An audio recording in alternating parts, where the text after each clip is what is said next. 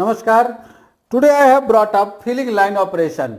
I have another video that is named as difference between linear filler and rotary filler. So on that video I received a comment from one of the supplier that please make a video over the full line operation. So I am going to start this. So in the filling line we need to have two things important. First one is bottle, that is packaging material before filler, and one is tank farm. So since the blowing machine operation is little complex procedure, so we will make it in the separate video. Here we are starting from filling, then labeling, carton packing, and end of the line is palletizing. So let's start filling line operation. To have any operation, we must have a 5 element, that's the compulsory. And the first one is man, second machine, material, process, and quality assurance. So the first one is man. Here 5 kind of people is always attached in the line, and one is to ensure is QC inspector. So the first one is the laborer, helper, that you must need to continue the line. Then forklift driver. Forklift driver is one of the guy who removed the palletized carton, palletized product, and at the same time his responsibility is to bring the material which is heavier and coming on the pallet for as a raw material or packaging material. Then oil man, then operator, operator means line operator, supervisor, whose responsibility is to communicate properly that which product in how much quantity to be produced. Then QC inspector or QA inspector ensure that these 5 kind of people is working in synchronization. So starting the first one is machine. So machine its operation starts from the tank farm. In the tank farm you have to see pump function. So pump function is two kind of operation. The first one is to bring oil from the storage tank to the day tank, and then from day tank to the filler tank. Valve opening, closing, it should have no any leakage, otherwise it's coming and going reverse. Then float valve, which limit the oil incoming and then discharging. So the incoming must be controlled, otherwise there will be overflow in the tank farm. D, the correct quantity of QA approved oil. This is what, before to take the oil from the storage tank, you must need to inform, must need to confirm that the quantity you are looking from so and so tank, that is quality approved. No oil residue in the pipe. Yes, when you are taking from storage tank to your tank farm, to your day tank farm, at that time you must ensure that the product is coming from the line in the same product that you are previously received. If the product is different, then the flushing is required, and that is much more important, otherwise your whole quantity of the package may spoil within a day. Then we come on to the filler. Filler, similar, that from the day tank to the filling tank, you must ensure that there is no oil residue and must be flushed if the product change. Second one is conveyor. Conveyor responsibility is to bring bottle, that we had talked initially. Then valve. Valve opening, closing, again there should not be any leak, there should not be any rust. Then float valve in filler tank, the same responsibility, that they are limiting the incoming of the oil. If float goes up, oil must stop, otherwise again there will be spillage, there will be overflow. Then nozzle opening and closing. Nozzle opening means in the linear filling, since it is done on the conveyor and flat conveyor, so it is controlled from the top, from the cylinder opening valve. So that valve must be controlled properly and must work in synchronization. Then drip oil connection. So drip oil, when the oil drop into the bottles, after finishing the exact quantity, there is 1 drop, 2 drop remain in the nozzle. So if it is dripped down, it must be controlled properly to go a separate tank, and then it should be separately collected or discharged. But nowadays there is a new system, that is suction of the oil. So that is very nice system and implemented slowly, but where the old system, you must take that whatever the drip oil, that is going to the designated tank. Next one is capper. Here capper there are two kinds of capping. The first one is induction sealing and second one is plug in before a final cap. So in both of the cap, you must need to concentrate the synchronization of bottle movement and filling nozzle to capper nozzle. So whenever coming, like in rotary blow molding, usually filler and capper in the same block. It is called always mono block.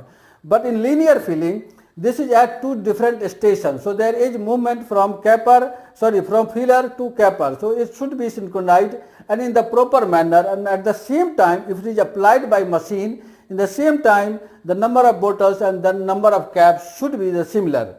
The exit of capped bottle. So exit should be smooth. Here, if there is a restriction, then again it disturbs to the filling line. Next one, capper inner plug. Inner plug, there is inner plug, that means the same procedure to be repeated, like one for inner plug and one for outer plug. Then induction sealing. So if there is induction sealing, then you must take care when the bottles, capped bottles coming near to the induction sealing or below the induction sealing head, induction sealer head, it must have a proper gap. If the gap is more, it will burn the aluminum foil. If the gap is high, it will not be properly sealed and may lead to leakage. Then if there is a detection system of aluminum foil, if there is no aluminum foil, it must be rejected. So here there are two types of system in vogue. The first one is if there is no detection, no availability of aluminum foil, and then there is alarm in the induction sealer, and operator comes and they remove bottles manually. The second system, that we attach a rejector system. If there is no aluminum foil, it is pushed by the cylinder to the another conveyor, not on the same conveyor. So in that way, there is no interruption in the production line. So the main line is keep going. Then here, before to move on, manually or the QC inspector are always advised that they check the seal. If it is not properly, head must be adjusted or maybe voltage must be regulated. The third one, after the capping, there is inkjet printer. So inkjet printer used to print the date code of the machine. So date code must be all the letters properly printed. There should not be half cut. There should not be one letter missing. Then proper positioning, that every consumer can identify it easily, because I see many products, many consumer products, when you finding where is the expiry date and you will get searching and after half an hour you will come to know that okay, it is here. The next after induction sealing is labeler.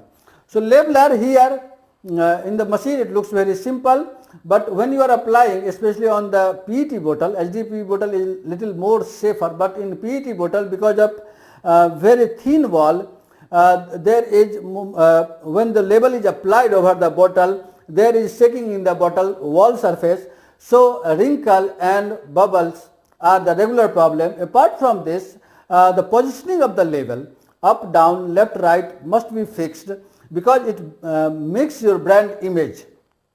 Then after that, there is case packer. Case packer, here is like three kinds of system in use. First one, manual, semi-automatic and fully automatic. So manual, that means the bottles are picked up manually and placed in the carton manually. Then semi-automatic, in that system cartons are made by the machine, but bottles are placed manually. The fully automatic means cartons are made by machine and also bottles are picked by robot in exact number of quantity and then placed into the carton. That system is called pick and place method. So that is 100% safe.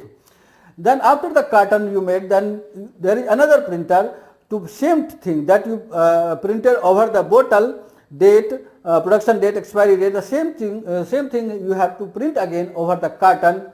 So here this printer is called thermal inkjet printer, and here in place of ink we are using cartridge, and cartridge must be like the print you are making is, so it must not be dried, and the length of the length of the font must be good visible by the customer, because it does not go to the consumer, it goes to the customer. So for the proper placing, and also remember that the date that you have printed over the bottle must be reflected the same date over the carton. Here precaution is that printing cut is a regular problem, so you must have to take care, or the QC must be aware about that. Then palletizer, like in the case packer, here in palletizer we also have three methods: manual, semi-automatic, automatic. So manual, cartons are picked up by people from the conveyor and placed over the carton pallet. But in semi-auto, we placing over the carton, but we don't get the stretch wrapped manually. So it is placed by the forklift on a semi-automatic stretch wrapping machine. That automatic, that is integrated stretch wrapping. So it's placed from the conveyor by the machine over the pallet. Exact number of rows, exact number of columns are configured in their program, and if when number of rows and number of columns are met as per the configuration, that is moved to the stretch wrapping station, and where stretch wrapped properly by the machine. So here there is no manual operation, there is no manual interference, and only thing, after stretch wrapping, the forklift driver pick the pallet and place to the storage station. So these all are the simple filling line operation, but by the different company in the different country, in the different location, there are many variations in the filling line. So whatever the question, that you please comment here, and I will contact to the expert and I will request them to answer this. If they are not giving, I will give you the suitable answer for the same. That's all for today. See you in the next.